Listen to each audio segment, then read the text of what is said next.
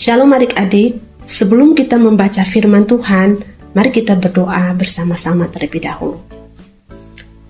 Tuhan Yesus, kami bersyukur atas setiap kasih karunia Tuhan yang boleh kami nikmati. Kami tahu Tuhan mengasihi kami dan kami membutuhkan Tuhan dalam hidup kami. Kami butuh firman-Mu untuk menuntun kami. Lewat firman Tuhan yang akan kami baca, biarlah kami mengerti akan rencana Tuhan dalam hidup kami. Ajar kami Tuhan, biarlah Roh Kudus memberikan kami pengertian yang lebih dalam lagi, supaya kami mengenal Tuhan secara pribadi. Terima kasih Tuhan, kami mau membaca firman-Mu di dalam nama Tuhan Yesus Kristus.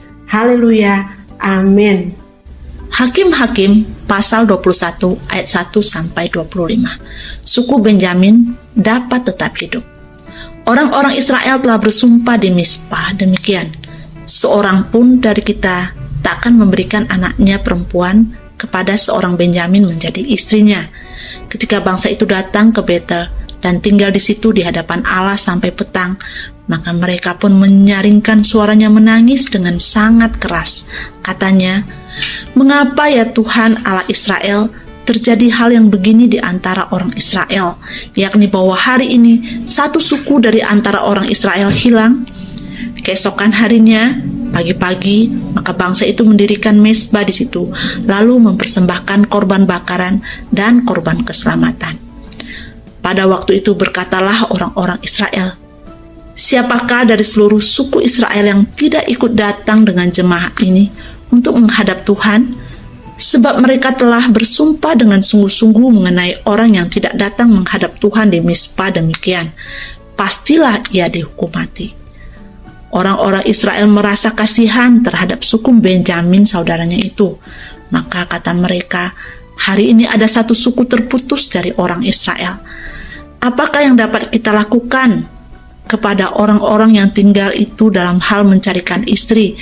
Karena kitalah yang bersumpah demi Tuhan untuk tidak memberikan seorang pun dari anak-anak perempuan kita kepada mereka menjadi istrinya." Sebab itu berkatalah mereka, "Dari suku-suku Israel adakah satu yang tidak datang menghadap Tuhan di Mizpah?" Lalu tampaklah bahwa dari Yabes Gilead tidak ada seorang pun yang datang ke perkemahan jemaah itu. Lalu diperiksalah jumlah bangsa itu, dan tampaklah tidak hadir seorang pun dari penduduk Yabes Gilead. Maka perkumpulan itu menyuruh ke situ 12.000 orang dari orang-orang gagah perkasa dengan memerintahkan kepada mereka demikian, "Pergilah, pukullah penduduk Yabes Gilead dengan mata pedang, juga perempuan-perempuan dan anak-anak. Tetapi perbuatlah begini, hanya semua laki-laki sajalah dan semua perempuan yang telah pernah tidur dengan laki-laki harus kamu tumpas." Mereka menjumpai di antara penduduk Yabes Gilead 400 orang anak gadis, perawan yang belum pernah tidur dengan orang laki-laki. Lalu gadis-gadis itu dibawa mereka ke perkemahan di Silo di tanah Kanaan. Sesudah itu segenap umat itu menyuruh orang membawa pesan kepada Bani Benyamin yang ada di bukit Batu Rimon, lalu memaklumkan damai kepada mereka. Pada waktu itu kembalilah suku Benyamin, dan kepada mereka diberikan perempuan-perempuan yang telah dibiarkan hidup dari antara perempuan Yabes Gilead, tetapi belum cukup juga jumlahnya bagi mereka.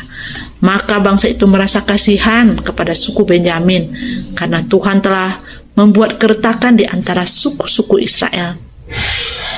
Kemudian berkatalah para tua-tua umat itu, "Apakah yang dapat kita lakukan kepada yang tinggal dalam hal mencarikan istri?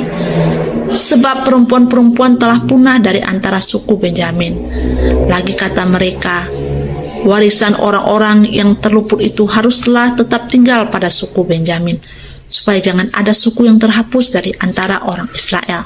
Tetapi kita ini tidak dapat memberikan istri kepada mereka dari anak-anak perempuan kita, sebab orang-orang Israel telah bersumpah demikian. Terkutuklah orang yang memberikan istri kepada suku Benyamin." Lalu kata mereka pula, "Setiap tahun ada perayaan bagi Tuhan di Silo yang letaknya di sebelah utara Betel, di sebelah timur jalan raya yang menuju dari Betel ke Sikem, dan di sebelah selatan Lebona."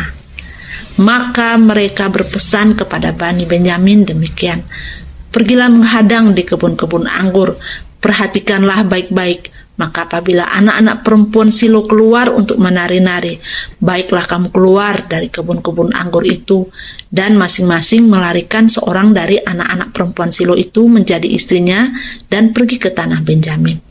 Apabila ayah atau saudaranya laki-laki datang untuk menuntutnya kepada kami, maka kami akan berkata kepada mereka, serahkanlah mereka itu kepada kami dengan rela hati, sebab dalam pertempuran kita tidak dapat menangkap seorang perempuan untuk menjadi istri mereka masing-masing. Memang kamu ini tidak memberikan anak-anak gadis itu kepada mereka, sebab seandainya demikian kamu bersalah. Jadi Bani Benyamin berbuat demikian. Dari gadis-gadis yang menari-nari yang dirampas itu mereka mengambil perempuan, jumlahnya sama dengan jumlah mereka. Kemudian pulanglah mereka ke milik pusakanya, lalu membangun kota-kotanya kembali dan diam di sana. Pada waktu itu, pergilah orang Israel dari sana, masing-masing menurut suku dan kaumnya. Mereka masing-masing berangkat dari sana ke milik pusakanya. Pada zaman itu tidak ada raja di antara orang Israel. Setiap orang berbuat apa yang benar menurut pandangannya sendiri. Tuhan Yesus, terima kasih buat firman yang sudah kami baca dan kami dengarkan. Biarlah firman-Mu tinggal di hati kami, berbuah dalam setiap tingkah laku kami. Ajar kami bisa menjadi pelaku-pelaku firman yang takut akan Tuhan, yang benar di hadapan-Mu.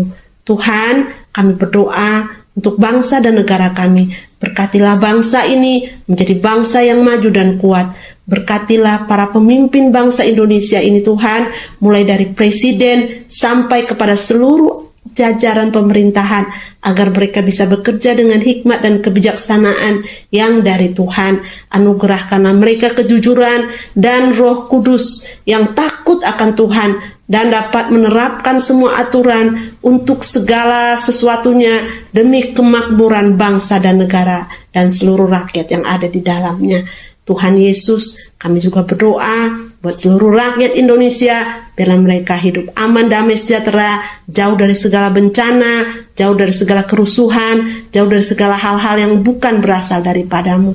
Segala roh-roh jahat yang ingin merasuki setiap orang dan ingin membuat perpecahan, kami patahkan di dalam nama Tuhan Yesus Kristus.